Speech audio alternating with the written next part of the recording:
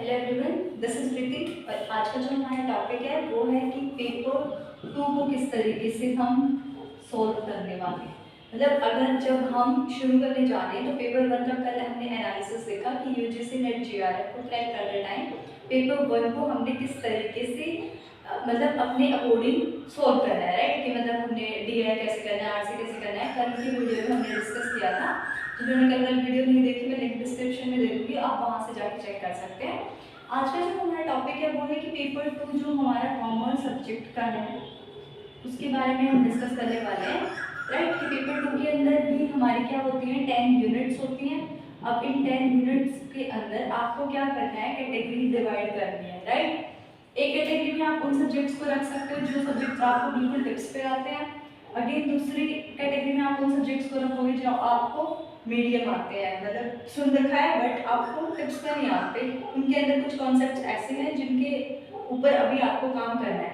और थर्ड ऐसे कैटेगरी है जो आपको बिल्कुल नहीं आती है, अनटच्ड है, ठीक है।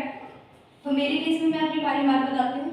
तो जब मैंने अपना अटेम्प्ट दिया था तो उस टाइम पे भी और अभी भी मेरे को जो सब्जेक्ट्स पे बहुत अच्छी कमांड है वो है मेरा बिजनेस इकोनॉमिक्स अच्छे से आता है मेरे को, राइट। दूसरा मेरा फाइनेंशियल मैनेजमेंट,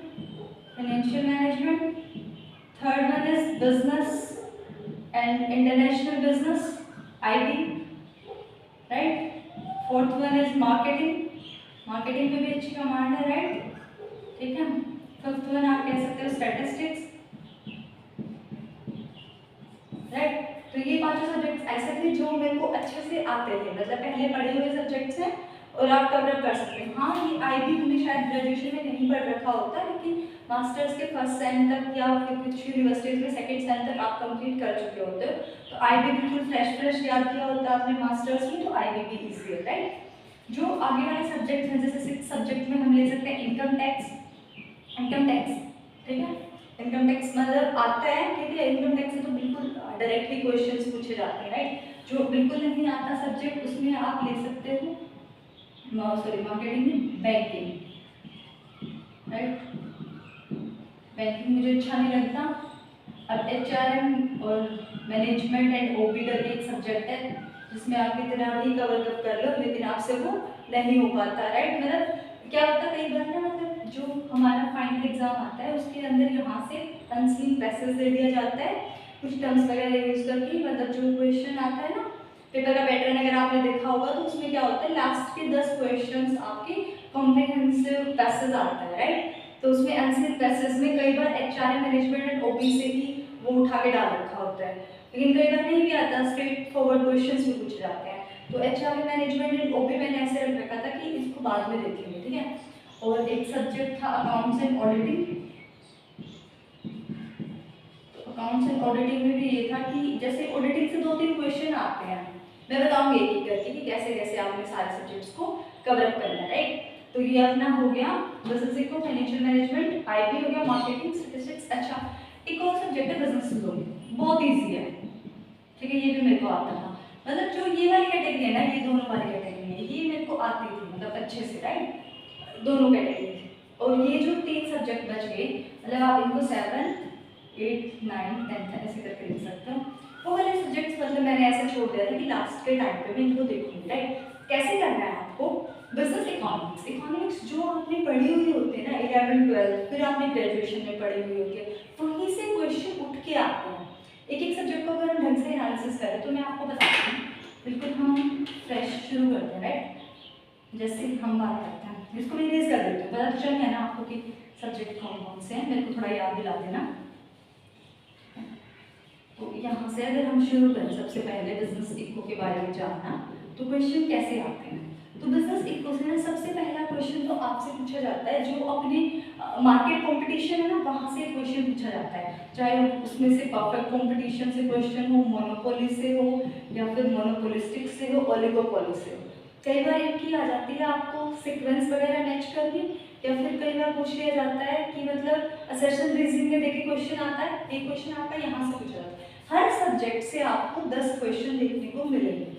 रेयरली ऐसा होता है कि किसी सब्जेक्ट से आपको 8 क्वेश्चन देखने को मिलते हैं, किसी सब्जेक्ट से आपको 12 क्वेश्चन देखने को मिल जाते हैं, लेकिन आप रफली गैस लगा के चलो कि 10 क्वेश्चन हर सब्जेक्ट से पूछे ही जाते हैं। तो बिजनेस इकोनॉमिक्स एक ऐसा सब्जेक्ट है जहाँ पे आप 10 के 10 क्वेश्चंस को ठीक कर सकते हो, राइट। कैसे ठीक करोगे, ये वाला कॉन्सेप्ट क्लियर होता है, राइट, कि मार्केट कंपटीशन में आपको ये चीजें जो है बिल्कुल सही होता है।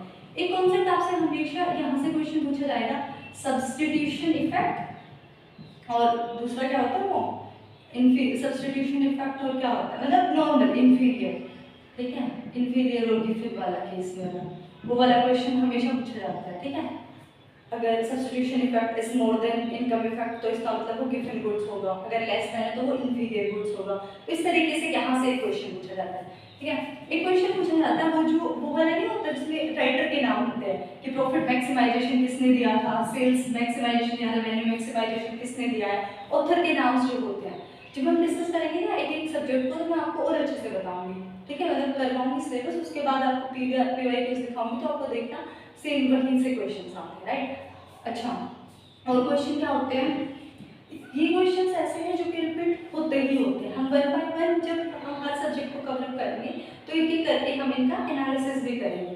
जैसे अब हम ना सबसे पहले जो सब्जेक्ट शुरू करने जा रहे हैं, कल से जो हम सब्जेक्ट शुरू करेंगे वो हमारा होगा बिजनेस फाइनेंस, या फिर आप कह सकते हो फाइनेंशियल मैनेजमेंट। हम वहाँ से शुरू कर रहे हैं अपने कोर्स को, पेपर 2 को, और फिर तब मैं सिलेबस कंप्लीट कराऊंगी, साथ साथ आपको बताऊंगी कि कहाँ से क्वेश्चन पूछे जाते हैं। तो आपको तब वन बाय वन नोट करके चलना है। अगर मैं अभी सारों के एनालिसिस कराऊंगी तो इतनी टॉपिक्स मेरे को भी लर्न नहीं होंगी और शायद इधर उधर हो जाए, राइट। तो हम कल से शुरू करेंगे, एक एक सब्जेक्ट के ऊपर अच्छे से काम करेंगे, ठीक है, कि बिजनेस फाइनेंस में से कहाँ कहाँ से क्वेश्चन पूछे जाते हैं और आपको किस किस तरीके से उस सब्जेक्ट को पढ़ना है, ठीक है। तो मैं क्या सोच रही थी कि मेन अगर मैंने जो सोचा तो ऐसे हो नहीं पाएगा, 10-10 मिनट के लेक्चर में शायद हम कवर ना कर पाए पूरा पेपर 2 जून 2023 तक। तो उसके लिए मतलब मैंने सोचा कि हम ना लाइव स्ट्रीमिंग शुरू करेंगे, राइट। अब लाइव स्ट्रीमिंग में क्या होगा कि थोड़ा ना ज़्यादा टाइम तक मैं टीच कर सकती हूँ, और आप लोग मतलब अगर उस टाइम पे अवेलेबल है तो आप तब देख सकते हो, अगर उस टाइम पे अवेलेबल नहीं हो तो आप बाद में भी मतलब वो सेव हो जाती है लाइव स्ट्रीमिंग, उसको बाद में भी चेकआउट कर सकते हो। अब जिन बच्चों को जेन्युइनली इंटरेस्ट है, जो बच्चे सच में क्रैक करना चाहते हैं, वो बच्चे इसका फ़ायदा ले सकते हैं, राइट। और ये ऑफकोर्स फ्री ऑफ कॉस्ट है। अब ये मेरा मतलब स्टार्टिंग का फ्रेश एक्सपीरियंस है, तो इसलिए मतलब मैंने सोचा नहीं मतलब कोई कोचिंग वगैरह ज्वाइन करने का, मैं खुद से अपना देखना चाहती हूँ, अपना कॉन्फिडेंस खुद बिल्डअप करने के लिए। मेरे को पहले था कि स्टार्टिंग में हमने फ्री से शुरू करा है, बट थोड़ा कॉन्फिडेंस आता है उसके बाद हम देखते हैं, ठीक है। पेड कोर्सेज बाद में तो शुरू हो ही जाएंगे, लेकिन ये वाला जो सेशन है इनके लिए सब कुछ फ्री है। तो लाइव स्ट्रीमिंग शुरू होगी, आपको क्या करना है वो देखना है, राइट। अगर बोर्ड भी नहीं कवर हो पाएंगे सब्जेक्ट्स तो हम लैपटॉप के थ्रू स्क्रीन शेयर करके उस तरीके से हम शुरू करेंगे, राइट। बट सब्जेक्ट्स की वीडियोज में डालूंगी और ऑलमोस्ट सारा कवर करने की कोशिश करूँगी। तो आपको क्या करना है, लाइव स्ट्रीमिंग डेली देखनी है, राइट। और कुछ भी प्रॉब्लम आए, कुछ भी आपको इशू है या कोई भी डाउट आ रहा है तो आप कमेंट बॉक्स में कर सकते हैं, राइट। कॉपी लेके बाय बाय।